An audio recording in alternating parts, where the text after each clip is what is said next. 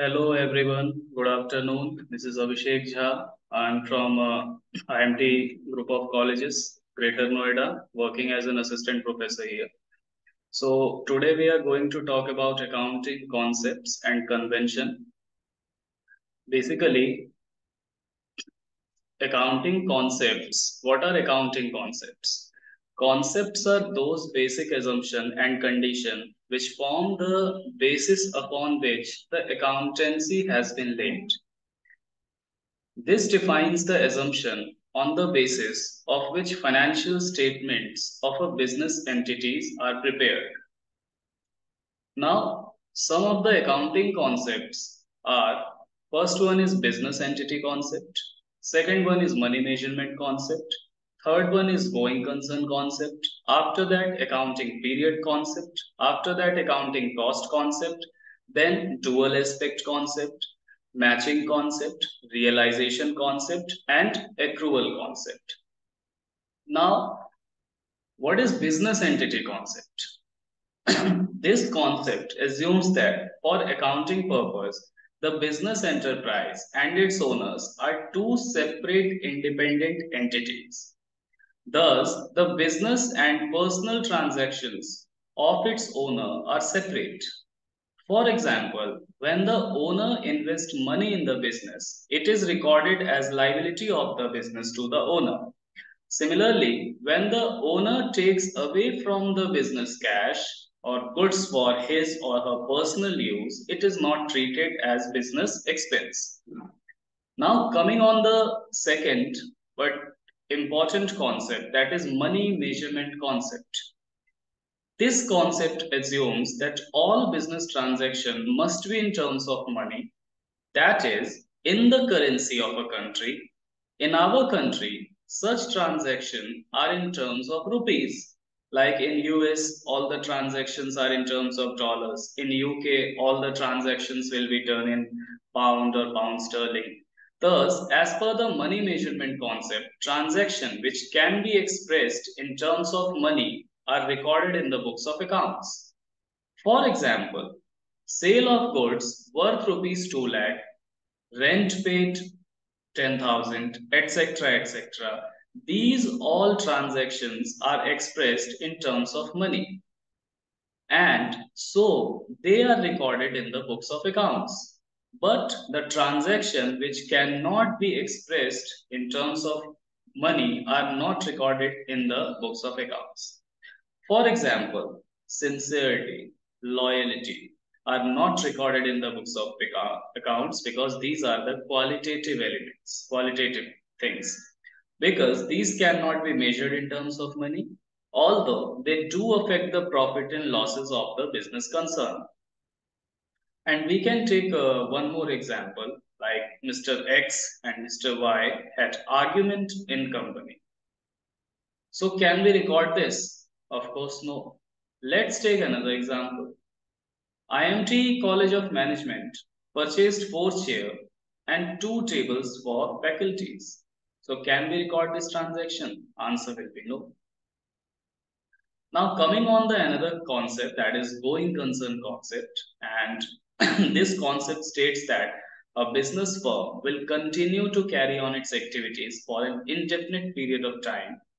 Uh, Simply stated, it means that every business entity has continuity of life. Thus, it will not be dissolved in the near future. And this is an important assumption of accounting as it provides a basis for showing the value of assets in the balance sheet. Now, coming on the next concept, that is accounting period concept. All the transactions are recorded in the books of accounts on the assumption that profit on these transactions are to be ascertained for a specified period. And this is known as accounting period concept, like from 1st March, 1st April to 31st March. This is the length, but the length or time frame can be any period, any time, whatever the company wants to or firm wants to have. But the more facts, the more laws are saying to just take from 1st April to 31st March. That's why to maintain the uniformity, we eventually take the accounting period generally from 1st April to 31st March. Thus, this concept requires that a balance sheet and a profit and loss account should be prepared at regular intervals. And this is necessary for different purposes like calculation of profit, ascertaining the financial position, tax computation, etc. Now, coming on the next one, that is accounting cost concept. It states that all assets are recorded in the books of accounts at their purchase price, which includes cost of acquisition, transportation, installation, and not at its market price. It means that fixed assets like building, plant and machinery, furniture are recorded in the books of accounts at a price paid for them. Now coming on the another one, that is dual aspect concept. So basically dual aspect is the foundation or basic principle of accounting, and it provides the very basis of recording business transaction in the books of accounts. And this concept literally assumes that every transaction has a dual effect, that is it affects the two accounts in their respective opposite sides. Therefore, the transaction should be recorded at the two places. It means both the aspect of the transaction must be recorded in the books of accounts. Thus, the duality concept is commonly expressed in terms of fundamental accounting equation, that is assets is equals to liabilities plus capital. And capital basically means the amount invested by the owner or say proprietor into his or her business. Now coming on the next one, the matching concept.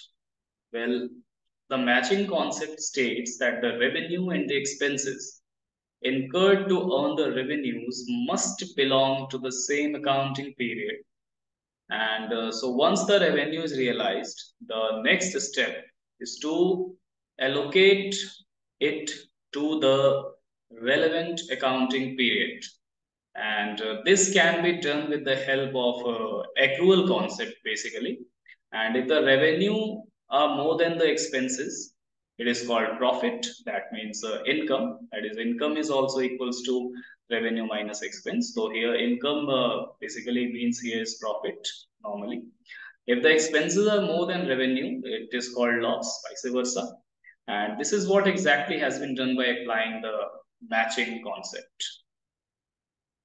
So therefore, the matching concept implies that all the revenues earned during the accounting year, whether received or not received during that year, and all costs incurred, whether paid or not paid during the year, should be taken into account while ascertaining profit or loss for that year.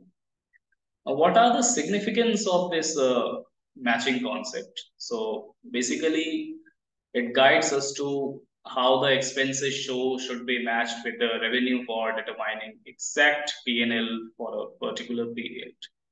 And it is very helpful for the investors or say shareholders to know the exact amount of profit or loss for the business. Now coming on the next one, guys, realization concept. And this concept states that revenue from any business transaction should be included in the accounting records only when it is realized. And the term realization means creation of legal right to receive money. So whenever we talk about the word legal, so it means the person or the seller vendor is obliged into the legal things. So selling goods is realization, receiving order is not. In other words, it can be said that revenue is said to have been realized when cash has been received, or a right to receive cash on the sale of goods or service, or both has been created. So the concept of realization states that revenue is realized at the time when goods or services are actually received. Now coming on the One of the most important concept, and children always basically most of the time are confused about this. What is the accrual concept of accounting? The meaning of accrual is something that becomes due, especially an amount of money that is yet to be paid. And the yet to be paid means outstanding amount or received at the end of the accounting period. And it means that revenues are recognized when they become receivable. Receivable, not received. So just mark this word receivable. Though cash is received or not received, and the expenses are recognized when they become payable, so cash is paid or not paid. Both the transaction will be recorded in the accounting period to which they relate. So these were the accounting principles. Now we will talk about some accounting convention or accounting assumptions on which the whole accounting pillars has been laid. An accounting convention refers to common practices which are universally followed in recording and presenting in accounting information of the business entity. Convention denote customs. Customs means riti rivaj or tradition or usages which are in use since long. And to be clear, these are nothing but unwritten laws. The accountants have to adopt the usage or customs which are used as a guide in the preparation of accounting reports and statements. So these conventions are also known as doctrines. Now, some of the accounting conventions are: first one is consistency, second one is full disclosure, third one is materiality, and last is conservatism. Now, what is the convention of consistency? So it means that same accounting principle should be used for preparing the financial statements year after year. A meaningful conclusion can be drawn from financial statements of the same enterprise when there is comparison between them over a period of time.